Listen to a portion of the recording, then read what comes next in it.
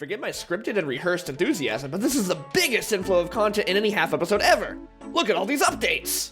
Now look at all these updates in more detail. September 10th, 2007. The second achievement diary, Varrock, is added to the game.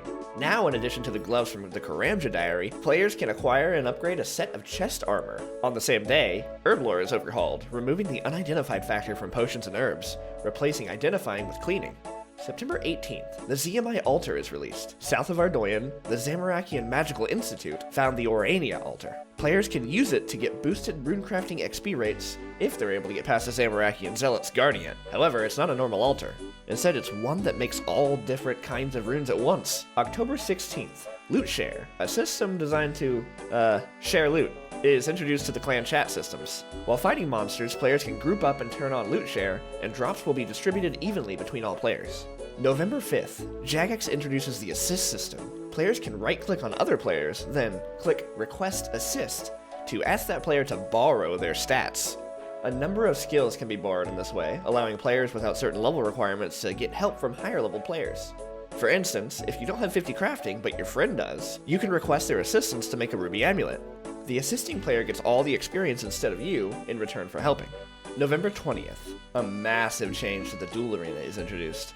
First, Jagex added duel tournaments, a way to have organized battles with up to 64 players, in single elimination style. This includes staking an entrance fee, with the winner getting every coin, and also a ranking system is added designed to only pit players of similar skill in the same tournament. As for the regular arena, in an effort to combat real-world trading, duel arena stakes have been lowered to a 3k maximum, effectively destroying the staking market in the duel arena. November 26th, probably the most important update to the RuneScape market ever, the Grand Exchange is released. A stock market type trading system that allows any player to trade with any other player, or players, across worlds and even while they're logged off. The Grand Exchange completely overhauled the way players would buy and sell items. In fact, when old school RuneScape was released, it wasn't until the Grand Exchange was added to it that OSRS became more popular. That's how important it is to the players. No more standing in Falador Park spamming the same message over and over trying to sell your Dragon Battle Axe for 180k, only to be scammed and then cry to your mom. Yeah, that actually happened to me when I was 9. Anyway, you can go to the Grand Exchange, list your Dragon Battle Axe to be sold. If someone is buying a Dragon Battle Axe for your price or higher, it will automatically complete the transaction.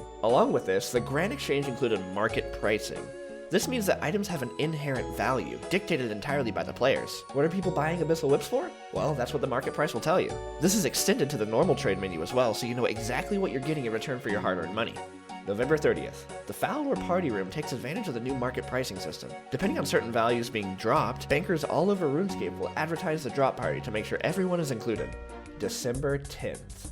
This one is nuts. Split into 3 update posts. The first one is a dreaded omen, the promise from Jagex to remove unbalanced trading. In the first week of January, Jagex plans to make it impossible to complete one-sided trades, that is, giving away or taking wealth. In an effort to destroy the real-world trading market, players may still trade, but they have to be of near or equal value. This is the reason for the changes last month to the Duel Arena and the Falador Party Room. Further, items dropped by players will not be visible to anyone except the player who dropped it. As for items dropped on death, a new mechanic is introduced, the Gravestone. When a player dies, they will drop all their risked items to the Gravestone, and then be able to pick them up should they be able to get back to it before it crumbles. If they're too late, all the items will despawn. Now, of course, if they're removing free trade, the biggest and oldest method of one-way wealth transfer, PKing, is going to need to be changed as well. And change it they did. The wilderness is no longer the PKing area. Instead, it's isolated to the crater in the center, roughly 1/3 of the size of the wilderness. The idea was that if the wilderness is smaller, there's less remote areas to sneakily real-world trade. Further, the game will automatically choose your target for you and actively discourages selecting your opponents yourself. Introducing the unfortunately horridly misguided and incredibly ambitious rework to date, Bounty Hunter.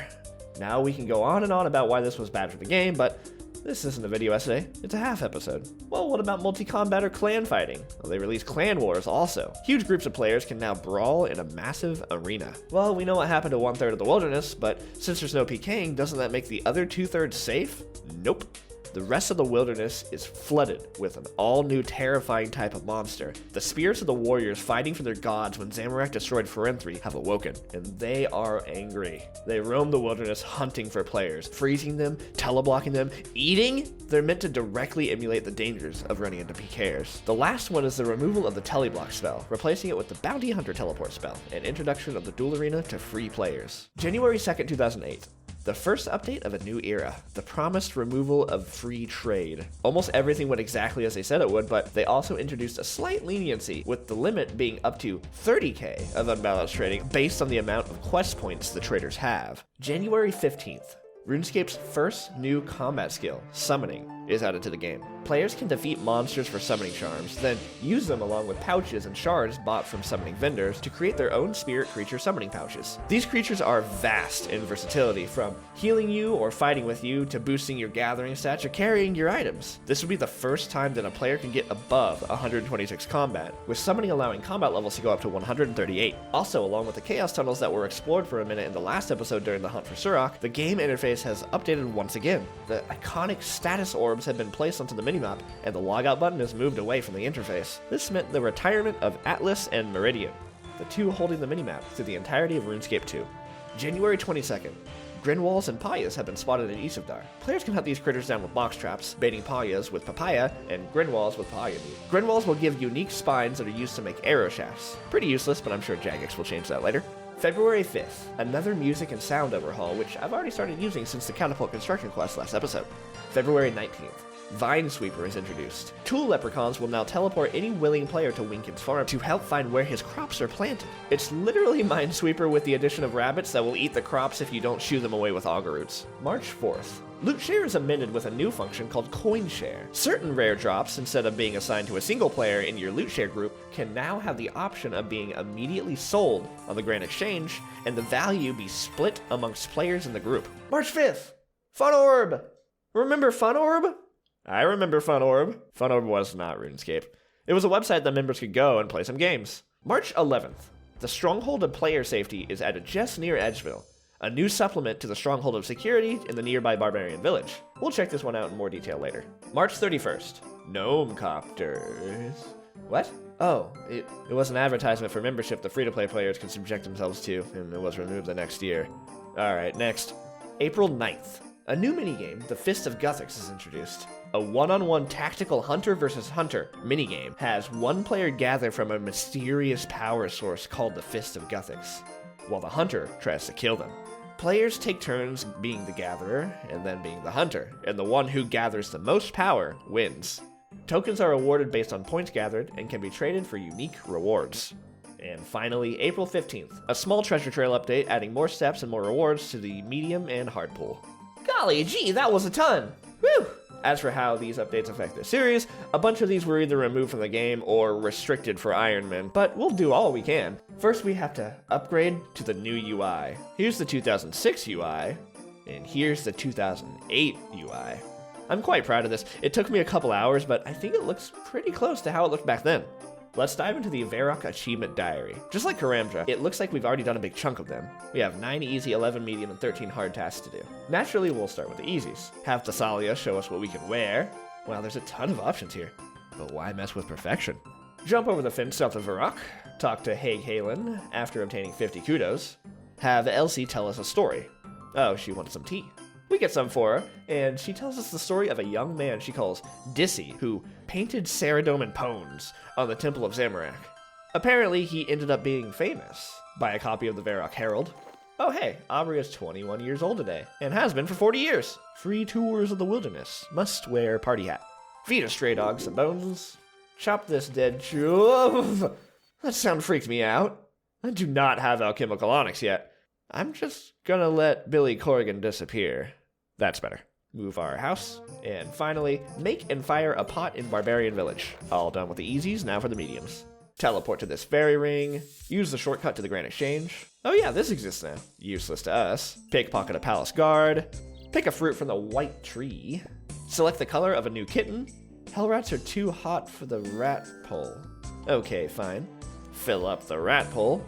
Now Leia's caught 100 rats. Gertrude gives us a medal. Hey, thanks Gertrude. Oh man, we have to finish our Bloodveld task. Task completed. And now we get one from Vanaka. 49 bats. Teleport to the dig site. Make an earth tiara. Guys, where's the hot air balloon? Do I have to unlock it? Crap. There we go. Oh hey, 56 fire making. Fly to Taverley. And that's the last medium task. On to the hards. 74 strength from getting the bone scepter. Technically, that was 4 collection log slots, too. Squeeze through this pipe, redecorate our house. So there's a new home teleport spot in Inton Edgeville if you're on the ancient spellbook. So that means it's time to activate this lodestone. Then home teleport here for a task. Make a Varrock tablet. Reclaim our gauntlets from Dementius. We need a wild pie for a task, and I don't feel like getting 85 cooking, so we're in Pura Pura trying to get the 1 in 100 drop from Eclectics. 64 Hunter. Finally! We give it to Pie Man here in the Cook's Guild. Then we need to make an air orb and boost our crafting using those spices we gathered and make an air battle staff. Now we need to get those last kudos we're missing, and we're going to do the natural history quiz with Orlando Smith. That was fun. A nice 1k hunter and slayer XP. Well, that's all we can do for now. We need 70 farming, 69 hunter, and 73 smithing for the last 3. Let's claim our rewards. Rat gives us the armor, and Reldo upgrades it. 6k herbler XP. Here we are at the Orania altar. This is some dead content, but we've used it now. It might be worth using once we have a more viable way of getting rune essence. Here we go. Are you ready for this? We're about to get so many Sealy Peas. We have a couple thousand charms, so I bet we're gonna get pretty deep. Our goal is 52, and I'll tell you why once we get there. First, we need to get a bunch of wolf bones, and now we need to buy pouches and spirit shards.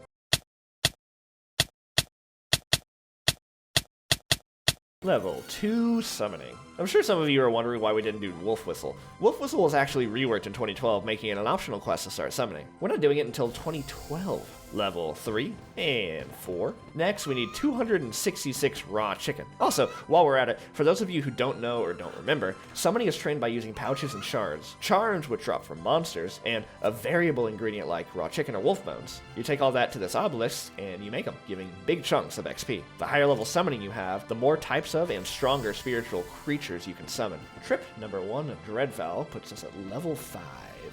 And a few more trips later, that's level 16. Now we need like 400 iron ore, so we get to use our new armor. Drip. Alrighty, time to make some crabs. First trip, level 17. And the last trip puts us at level 28. Time to spend most of our money. Compost mounds puts us now at 33 summoning. Now we need to gather these honeycomb from the beehives near Catherby. We're gonna need a lot of cash. So back to our favorite 3-legged piggy banks. 74 attack. Yeah, summoning is expensive, but worth it. That's all the honey badgers done. 46 summoning. We high-upped most of the pouches and got a ton of our money back. Now we need a bunch of tinder boxes, but the stores only sell 10 at a time, so let's make our own. We never made the tool storage in our house, so that's storage 1, 2, 3, 4, and 5. This one over here gives unlimited tinder boxes. This will be the last bit of shards we buy for a while. And that's 47 summoning. Done with our Pyre Lords, 50 summoning. Don't worry, the episode's not even close to ending. I'm gonna go ahead and do away with Sealy Peas for the rest of this one. We have a ton to do. Now we need Rufus's quality meats to make bloated leeches. That'll get us 51 summoning and 52. There's our goal. So why'd we get 52 summoning? Well, I've been saving this raw bird meat for a long time for this very moment. We can use it to make these Spirit Terrorbird pouches. Our inventory has just been increased by 12 slots. I cannot understate how strong we are now. Also, we're 106 combat from all that. Goodbye to our first summoned creature. Minesweeper. It's Minesweeper, but RuneScape and farming. It's just Minesweeper. I don't know what to tell you. There's also these rabbits that will come by and eat the seed under our flag, so we have to kill them with poison from our hands. Just like real farming. Okay, we got 400 points. I bet we can get stuff. Oh my gosh, wow, this is expensive. I'm gonna be honest, I don't think this is worth it. Temple trekking is way better than this. The stronghold to player safety. I hate cockroaches. Oh, I thought it was down this hole. Apparently it's down here? Jail entrance. What? Okay, behind this poster is another jail. Here's the roaches. Oh no, they're so big. 99% chance to hit and I miss. Gross. Door stuck. Here's another area. Upstairs. Lever. Doors open. I really do not like it here. There's the chest. 2 lamps for 1k herbal XP. And some nice gloves. Get me out. What did that have to do with safety? Emote unlocked. Oh, I looked it up. Inside this building is where we're supposed to start. We talked to this guard who tells us about the Michelin Training Center of Excellence. He tells us about the report abuse button and how it works. Now we can get inside. Well, since we're older than 13, we can't take the test. Jagex changed that a little bit after it was added, so we're done here for now. I would play Fist of Gothics, but yeah. Okay, it's time for another attempt at Grarador. Same strategy as last time, but this time we have our Terror Bird and also the Bando Spa, along with every other spa to boost our prayer, health, and run energy. We're also wearing tank armor to try and survive longer. The goal is 2 kills. Oh hey, frozen key piece. Kill count achieved, only 3 sharks eaten. We're ready.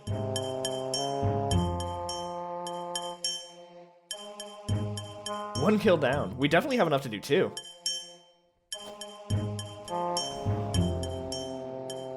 Ooh, we got some food drops. 3 is looking like a possibility for sure. 3 kills and we have 4 sharks to spare. That's how much stronger we are. Alright, well let's send a couple Barrows runs to see if we can get a helmet or that Aram staff. What? This was the first chest! No freaking way! We don't have to wait until Dungeoneering anymore. Wait, that means we could do Krill. Oh, you know, I bet we could do Kriara too. Maybe Ziliana. Okay, that's the new goal. At least 1 kill count at every boss. We have an unholy symbol to make all these guys unaggressive. Easy 40k, see? Here we go. We can prevent Krill from meleeing us by sprinting around the room.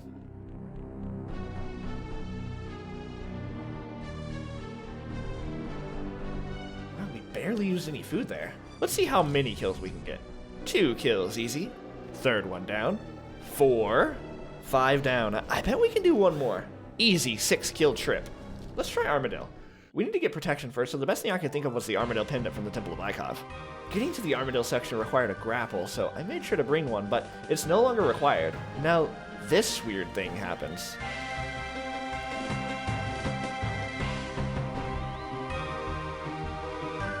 Kill count was slow, but easy. Alrighty, let's do this. Oh man, someone already did most of the damage. Well, for some reason it still counted as a kill, but we don't get a drop. Let's try this again.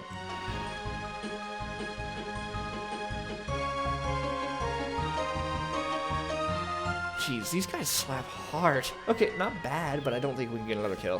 1 boss to go. The Saradomin section always seemed weird to me. Armadillo is ranged, Bandos is melee, Zamorak is magic, but Saradomin is also magic, but melee too? Anyway, Casey was easy here. I'm winging this one.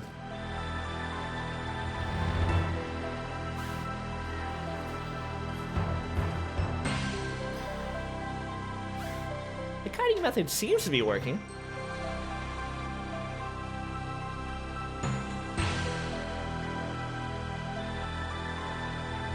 These ones hit hard too, but not as bad as Kriara.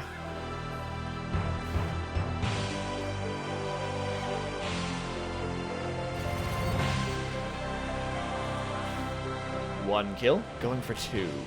Not bad. That's every God Wars boss taken down. I felt like doing some Slayer. That task complete. Let's get a real task.